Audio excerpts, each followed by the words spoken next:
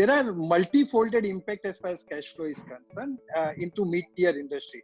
And that includes, my organization and my industry as well, our IT industry as well. Inward cash flow is completely dried off. So you don't know when your, inward cash flow is going to arrive to you. There is no forecasting. There is no concrete forecasting which is happening as of now. So inward cash flow is totally dried off. When we talk about outward, that is fixed. Electricity bills maybe, and certain cases, then salaries, and of course, if we look at from our perspective, cost which is impacting on a very bad manner on impacting your entire P&L is your salary to your employee. So these are the fixed outflow.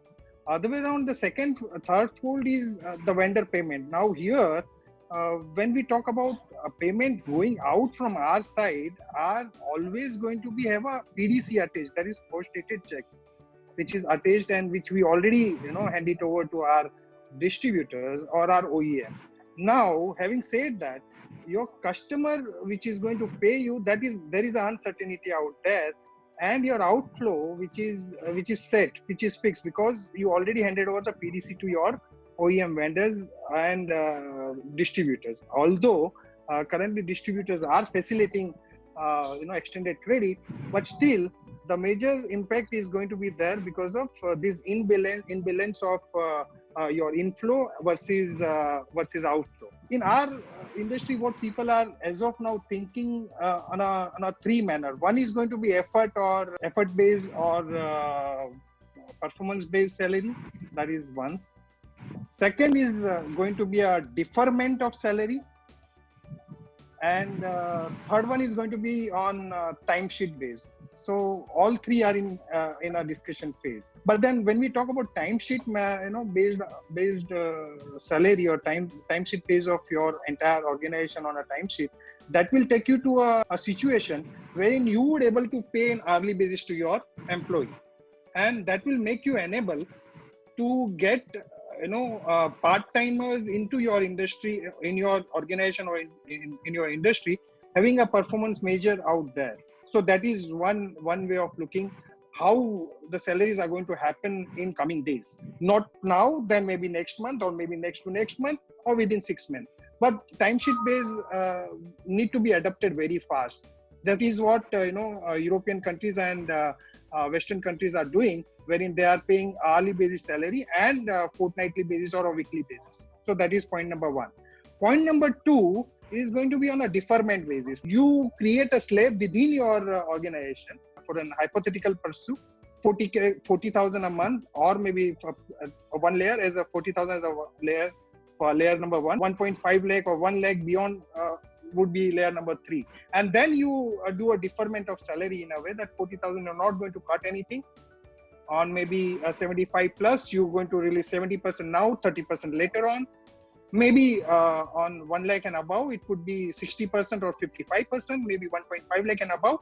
You can defer the salary 50% you're paying now, and maybe 50% later on. So this is what the second way of looking at. And third is basically going to be on a maybe totally performance based, wherein whichever you feel as NPA, you ask them to move out of the organization and balance. Again, you relook at the kind of cash flow you do have and have a salary cut and give it to them. So this is how the impact are going to be, because during COVID is going to be definitely a longer period than after COVID-19. Typically, when we look at acquisition as a term, I believe it is part and parcel of how you approach your customer or how you approach the market. If I go back to 1992 and that scenario when we were very new, I mean, I and my partner, we one day decided to come and start our organization, which is Inside Business Systems Private Limited. What I'm trying to put it across in a way that whatever strategies that what we made at that point in time, that was suiting for that age, that initial age, maybe 92 to 96, whatever strategy we were making, that was good for that particular time. 96 to 2000 was another time, and we created another strategies for that. From 2000 to 2004, so and so forth, from 2016 to 2020, there is another strategy that what we created, and this all is before COVID-19, which is BC19 story what I'm talking about. Or I believe that this all old BC19 strategy will have a dramatic and drastic change. We can say a 360 degree change as far as whatever strategy we were doing previously that actually was running for 4 years or 5 years. Now it is going to be we are coming into a quarterly strategies and looking at how COVID-19 is moving, how from BC19 phase, which is during COVID-19 phase, we are moving towards after COVID-19 phase. So every time the strategy is going to be realigned with your business and your customers' expectations. A new strategy that mid-tier company need to adopt, which is 5E for engage, E for explore, E for educate, E for encourage, and E for evolve.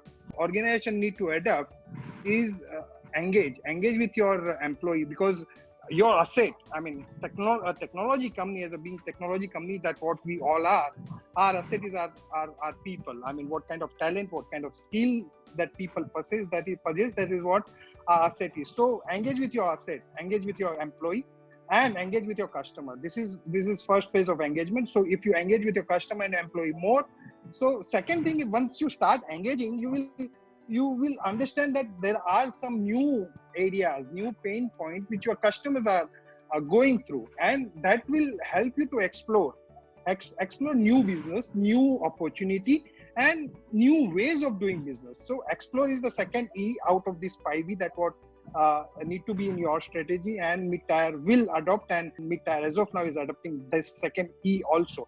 The third is educate. Once you explore that, okay, fine, what required at the customer place.